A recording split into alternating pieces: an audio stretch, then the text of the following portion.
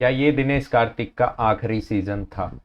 सभी लोगों के मन में जो है ये सवाल है कि दिनेश कार्तिक जो है वो एक बार आखिरी बार जो है वो बल्ला पकड़ चुके हैं। क्योंकि अभी हमने देखा डब्ल्यूटीसी फाइनल के जैसे ही आईसीसी रिव्यूज डाल रही है, वहां पे Dinesh Karthik as a commentator आपको निसंदेह नजर आएंगे। लेकिन ऐसी बातें आई क्यों? तो सबसे पहले तो दिनेश कार्तिक जो हुआ आईपीएल 2023 बनाम 2022, इसकी हम तुलना करेंगे। आप लोग वीडियो को आखिर तक देखें, उसके बाद अपने जो कमेंट्स हैं वो भी डालें कमेंट सेक्शन में कि क्या दिनेश कार्तिक का ये आखिरी सीजन था। आईपीएल 2022 बनाम आईपीएल 2023 कितना फर्क आया? दिनेश कार्तिक आईपीएल 2022 की अगर मैं बात करूं तो 330 रन, आईपीएल 2023 की बात करूं तो मैं 140 रन। मैं स्टेट्स दिखाऊंगा आपसे। और हमारे साथ प्रज्वल जुड़ चुके हैं। प्रज्वल, क्या दिनेश कार्तिक एक आखिरी बार क्रिकेट खेल चुके हैं या उनमें क्रिकेट अभी बाकी है? जी, आई थिंक मुझे लगता है कि ये काफी ज्यादा दिनेश कार्तिक उन पे मैटर करता है कि वो अपनी बॉडी को किस तरीके से समझते हैं। क्योंकि हमने देखा है कि एम एस धोनी को काफी क्रिकेट एक्सपर्ट्स या बहुत लोग मतलब उनको रूल आउट कर चुके थे। एंड उसके बाद भी उन्होंने ऐसा कमबैक किया इस सीजन। मतलब वो आते 4-5 गेंद खेलने, उसमें भी उनका स्ट्राइक रेट वो 200-250 करके चले जाते हैं। अगर वो कर सकते हैं तो मुझे लगता है डेफिनेटली दिनेश कार्तिक में भी कैपेबिलिटी है अभी भी। लेकिन उन पे डिपेंड करता है कि क्या वो सच में अभी मान चुके हैं हार अपने क्रिकेट के साथ। तो डेफिनेटली उन पे मैटर करता है।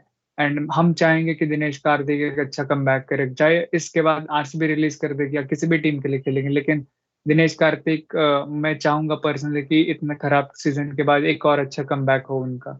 चलिए, प्रज्वल का तो कुछ कहना ये भी है कि आरसीबी रिलीज कर देती है, कर सकती है। चलिए, मैं उनके स्टैट्स एक बार आपको दिखाता हूं जो इस सीजन में रहे। 140 रन, 13 इनिंग्स उन्होंने खेली, एक दफा सिर्फ नॉट आउट रहे। मैं बार बार ये कहते आया हूं कि अगर कोई फिनिशर नॉट आउट नहीं रहता तो सबसे बड़ी दिक्कत आ जाती है वहीं वहीं आपका खराब दौर शुरू हो जाता है। और मैं एक बार नॉट आउट रहे।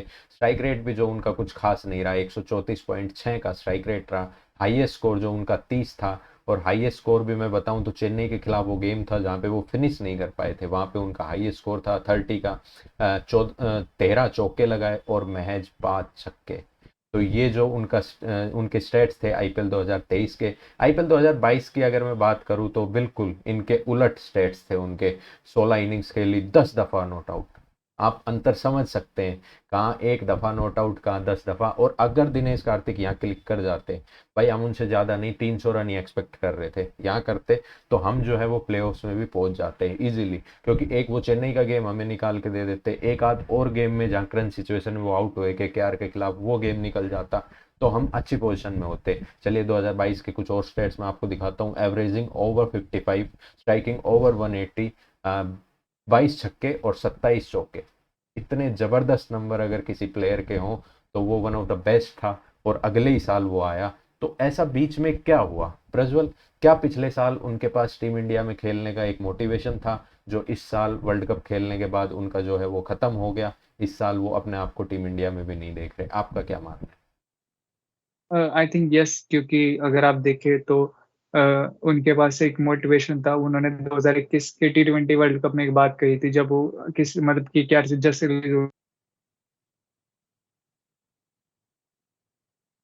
सबने मतलब उनका थोड़ा मजाक उड़ाया था कि दिनेश कार्तिक क्यों ऐसे स्टेटमेंट दे रही है वो।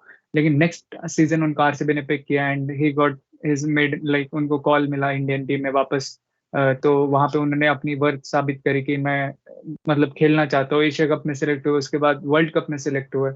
एंड अनफॉर्चुनेटली परफॉर्मेंस वहां पे नहीं आ पाया। तो मुझे लगता है वो वर्ल्ड कप का परफॉर्मेंस का जो है, अगर वो वर्ल्ड कप यहाँ पे जिता देते एंड वहाँ वहाँ पे इंडिया में मतलब उनका परफॉर्मेंस अच्छा होता है एंड वहाँ वहाँ पे वर्ल्ड कप इंडिया जीतती हारती वो अलग बात है। अगर वहाँ पे वो अपनी तरफ से 120% देते एंड वहां से वापस आरसीबी खेलने आते तो एक कॉन्फिडेंस अलग लेवल पे होता। लेकिन जब वो हार के आए थे, परफॉर्मेंस कम था, तो मुझे लगता है वो सारी चीजें हैम्पर कर गई उनके इस साल के का आरसीबी के साथ उनका जो टेन्योर रहा। तो इस साल वो चीजें हैम्पर कर गई उनके लिए। जाते जाते हमने ये भी देखा इस सीजन में कि दिनेश कार्तिक जो है वो आखिरी मैच में एज एन इम्पैक्ट आने लग गए। तो उनको जो ये बैक जी प्रॉब्लम है, उनको जो ये बैक प्रॉब्लम है जो अक्सर हमने आईपीएल 2022 में भी देखी थी, वहां पे भी कई दफा जो है वो जी कीपिंग करने अनुज रावत आ जाते थे। मेरे को वो डे गेम याद आता है जहाँ उन्होंने 8 गेंदों में कुछ 30 रन स्कोर कर दिए थे। तो चलो वो डे जी गेम था एसआरएच के खिलाफ। वहाँ पे आ गए थे कीपिंग करने के लिए अनुज रावत। इस आईपीएल में भी उन्होंने 10-12 बॉल की इनिंग खेली और जैसे ही वो आउट होके जाते हैं तो डग आउट से पहले ही वो थोड़ी वोमिटिंग वगैरह भी करते नजर आते हैं। बैक प्रॉब्लम भी उनको रहती है। टीम इंडिया में जब वो खेले वहाँ पे भी दिक्कत में नजर आए थे। लेकिन स्ट्रोक प्ले काफ़ी अच्छा है डीके का, अब तक भी जो है वो क्लासिक डीके अगर खेलते हैं तो आ जाते हैं। लेकिन एक जो उनका आर्क बन रहा है वो क्या ज़्यादा लेग साइड की तरफ बन रहा है, और अब वो सिर्फ मतलब मल्टी डायमेंशनल प्लेयर नहीं रहे। क्या उम्र भी थोड़ा एक गेम प्ले कर रही है उनका इस लाइक रिसेशन में? आई थिंक जैसे जैसे उम्र बढ़ती है वैसे वैसे आई साइट थोड़ी वीक हो जाती है। हमने सारे प्लेयर्स के साथ देखी है कि आई साइट थोड़ी वीक हो जाती है, तब आप बॉल पिक नहीं कर पाते हैं। एंड जब आपका स्पिनर्स के खिलाफ थोड़ा इश्यू हो कि आप पहले से बॉल्स पिक करने में स्ट्रगल होते हो, तो और टेंशन ज्यादा बढ़ सकती है, क्योंकि पिक करने में आपको वैसे ही पहले दिक्कत है एंड आप जैसे जैसे उम्र बढ़ती है वैसे वैसे थोड़ा और नीचे नीचे चले जाते हैं।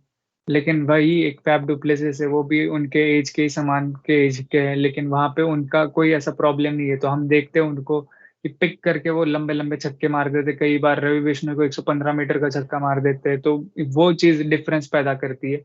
एंड ऐसा नहीं है कि दिनेश कार्तिक लंबे लंबे छक्के नहीं मार सकते। हमने लास्ट सीजन देखा 22 छक्के, आप कह रहे हैं कि मतलब इतना उन्होंने छक्के मारे।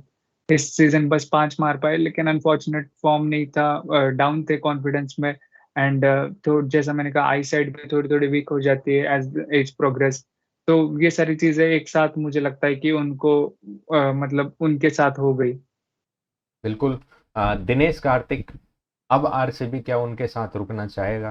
क्योंकि अब ये कॉल जो है वो अगर दिनेश कार्तिक ले लेते हैं तो मतलब ऐसा लगेगा भी थोड़ा कि रिस्पेक्टफुली जो है वो डीके ने अपने कैरियर में सब कुछ हासिल करके एट द एज ऑफ, यार मतलब इतने जब सबने रूल आउट करा, कमेंटेटर कम क्रिकेटर ये यहाँ तक भी बोले गए, मतलब कई चीज़ें ऐसी बोली गई, ट्रोल हुए, उसके बाद वो आए, super striker of the season जीता आईपीएल 2022 में, team India world cup team में जगह बनाई जब सब कुछ चला गया है जब।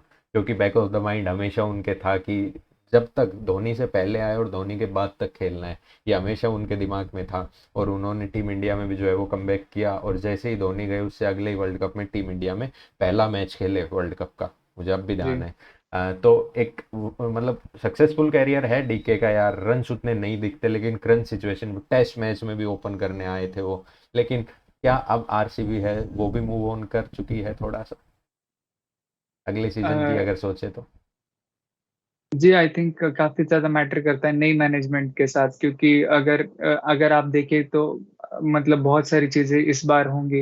एंड ये मैनेजमेंट क्या डिसीजन लेते हैं, मुझे नहीं लगता कि ज्यादा मैटर करेगा, क्योंकि हमारे हेड कोच का टेन्योर शायद इस सीजन एंड हो सकता है या फिर रिन्यू भी हो सकता है। हम इस पे ज्यादा कमेंट नहीं करना चाहेंगे। अगर रिन्यू होता है तो अगर वो ट्रस्ट करते वापस दिनेश कार्तिक को, तो डेफिनेटली दिनेश कार्तिक और बार दिख सकते हैं। या फिर नई कोच आते, नई सोच होती है कि हमको कोई फॉरेन फिनिशर चाहिए, ये चाहिए, तो बाकी सारी चीजें एक और तरीके से हो सकती है। बिल्कुल लेकिन बिल्कुल।